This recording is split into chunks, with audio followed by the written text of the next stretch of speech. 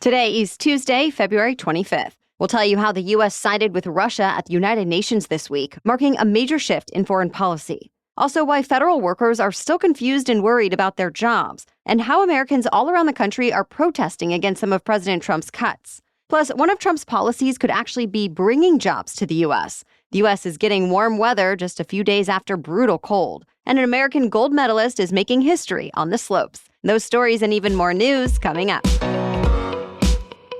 Welcome to The Newsworthy. All the day's news in around 10 minutes. Fast, fair, fun, and on the go. I'm Erica Mandy. Thanks so much for being here. You ready? Let's do this. The U.S. is finding itself more at odds with allies and more in line with adversaries, especially when it comes to Ukraine.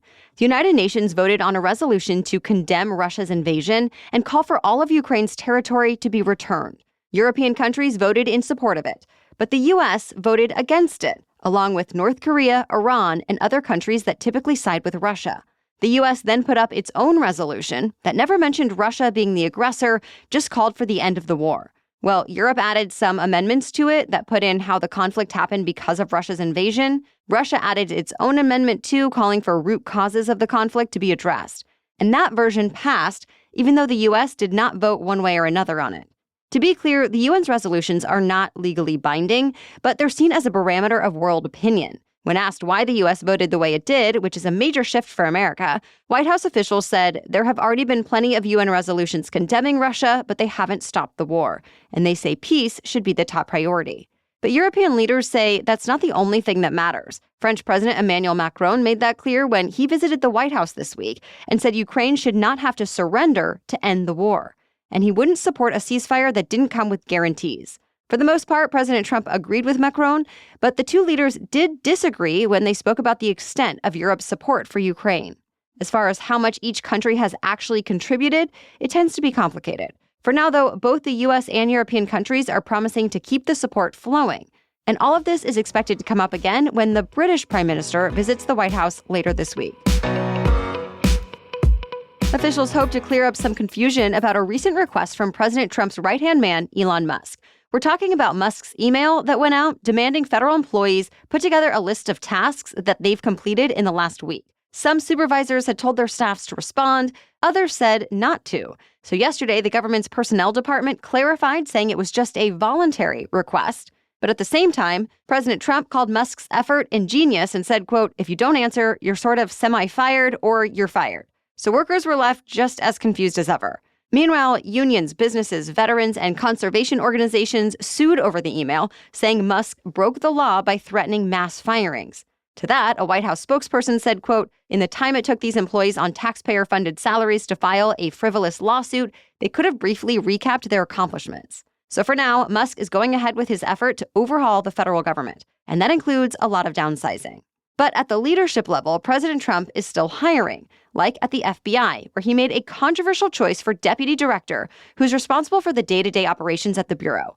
Trump picked Dan Bongino. He's a former Secret Service agent turned Fox News host and conservative podcast personality. Bongino will be serving under the newly confirmed Kash Patel.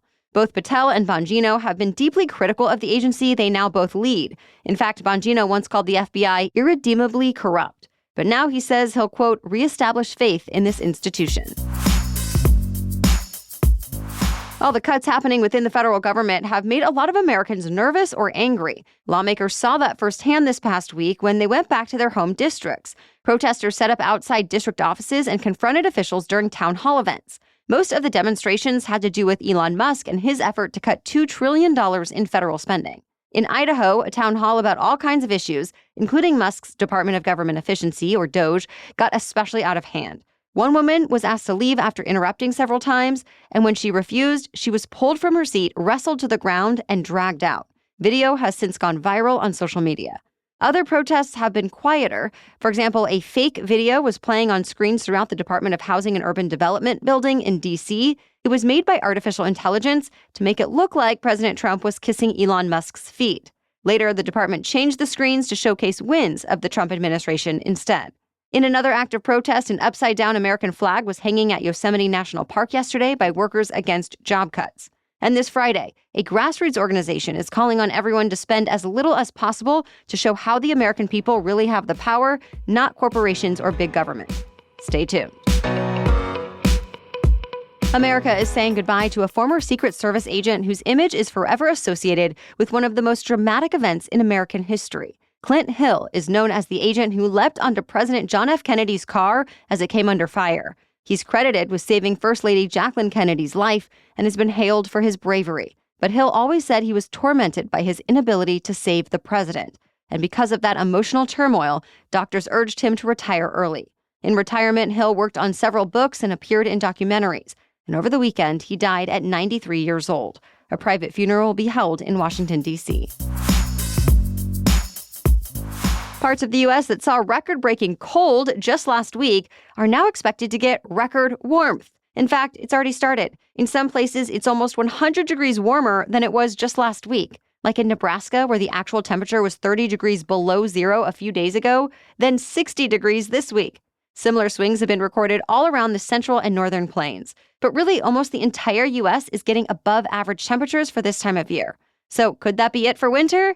Well, maybe, but meteorologists say it's still possible March brings another cold snap. It's just too soon to know for sure. More news ahead, but first, I want to take a moment to talk about today's sponsor. While typical children's vitamins are basically candy in disguise, filled with 2 teaspoons of sugar, Hiya is made with 0 sugar and 0 gummy junk. Just a pediatrician-approved, super-powered, chewable vitamin that is also approved by my 3.5-year-old son. He loves the taste and the routine of taking his vitamins every morning with his own special bottle. And I love that Hiya fills in the most common gaps in modern children's diets to provide him with the essential vitamins and minerals his body needs. And by the way, if you're tired of battling with your kids to eat their greens, Hiya now has Kids Daily Greens and Superfoods, a chocolate-flavored greens powder designed specifically for kids, packed with more than 55 whole food ingredients to support brain power, development, and digestion. Just scoop, shake, and sip with milk or any non-dairy beverage for a delicious and nutritious boost your kids will actually enjoy. We've worked out a special deal with Hiya for their best-selling children's vitamin. Receive 50% off your first order. To claim this deal, you must go to hiyahealth.com/newsworthy. This deal is not available on their regular website, so go to hiyahealth.com/newsworthy to get your kids the full-body nourishment they need to grow into healthy adults. Okay, now back to the news. New York City's congestion pricing plan is raising even more money than expected. The Metropolitan Transit Authority collected nearly $50 million in tolls in the first month. Some of that money will go toward expenses for things like tolling cameras, but most of it is slated to pay for repairs to the area's mass transit system. Reminder, President Trump is trying to kill this program, saying it hurts local businesses and punishes drivers. A few days ago, New York's governor met with Trump to try to change his mind, showing him how traffic has gotten faster, foot traffic has increased, and so on. But for now, it seems the congestion pricing plan is still bound for the courts, and its future is uncertain. Apple is promising to invest $500 billion in the U.S. over the next 4 years. It's expanding facilities like a new artificial intelligence factory in Texas, and it's planning to hire about 20,000 new employees. President Trump credits his new trade policy for convincing Apple to make the move. This new investment could help the company avoid extra costs when the new facilities are fully operational. In the meantime, some White House officials say President Trump might make Apple exempt to the new tariffs since he's happy with Apple's announcement. Another major chain is going out of business. Jo-Ann Fabrics and Crafts decided to shut all of its stores after 82 years. This comes just a month after the retailer filed for bankruptcy for the second time in a year. Executives had hoped a buyer would come through and keep its businesses alive, but instead, the highest bidder is starting going out of business sales at all of the more than 800 locations. If you have a Jo-Ann gift card, you'll have to use it by the end of the month. Jo-Ann is just the latest big chain to shut down in 2025, following stores like Party City and Big Lots. Meanwhile, Starbucks is making its own cuts in an effort to save money. The coffee chain says it's going to lay off 1,100 people and leave hundreds more jobs unfilled. Plus, starting next month, it's cutting 13 menu items. It includes several Frappuccino drinks that are apparently less popular but complex to make. Even more drinks and food items will be cut in the coming months. Remember last year we told you about a sequel to one of the most disastrous music festivals ever? Well, now thousands of tickets are actually on sale for Fyre Festival 2. It's a sequel to the 2017 original that's drawn comparisons to Lord of the Flies or Hunger Games. This time, it's happening on what organizers are calling Playa Fire. It's actually an island in the Mexican Caribbean that's about a 20-minute boat ride from Cancun. At this point, there's no music lineup and no menu details. Ticket prices still range from $1,400 to $1.1 million. American skier Mikaela Shiffrin has cemented her place in sports history. This week, she claimed a record 100th World Cup win for alpine skiing. That makes her the first skier to reach triple digits in World Cup race victories. And it was emotional for her, especially since her first attempt at 100 wins ended with a serious fall last year. But now, just 3 months later, she's made a fierce comeback. From her 100th win, Shiffrin donated $10,000 to a foundation called Share Winter that brings winter sports to kids in communities that historically haven't had access to them. And she challenged fans and sponsors to get the total to $100,000. That's it for the main news today, but now it's time for Trivia Tuesday, when we ask a different trivia question every week. But first, a quick break to thank our sponsor, OneSkin. Let's be honest, who has time for a million things as part of a morning routine? Not me. Instead, I have a few simple things I try to do every day to take care of myself. Again, not complicated, just effective. And one of those things is using OneSkin. Each morning and night, I do this simple skincare routine, and it feels like a mini dose of self-care that I can actually commit to and that seems to actually make a difference for my skin. After testing the efficacy of more than 900 so-called anti-aging peptides, OneSkin was able to develop the OS1 peptide. It works at the cellular level to improve key aging biomarkers while reducing the visible signs of aging, including lines, wrinkles, and sagging skin. Founded and led by an all-woman team of skin longevity scientists, OneSkin is redefining the aging process with their proprietary OS1 peptide, the first ingredient proven to help skin look, feel, and behave like its younger self. Get 15% off with code NEWSWORTHY at oneskin.co. That's 15% off oneskin.co with the code NEWSWORTHY. After your purchase, they'll ask you where you heard about them, so please support our show and tell them we sent you. Invest in the health and longevity of your skin with OneSkin. Your future self will thank you. Okay, now back to Trivia Tuesday. And today's trivia question is, which president's dog had a seat at cabinet meetings? As for last week's trivia question, what popular toy was invented by a NASA scientist?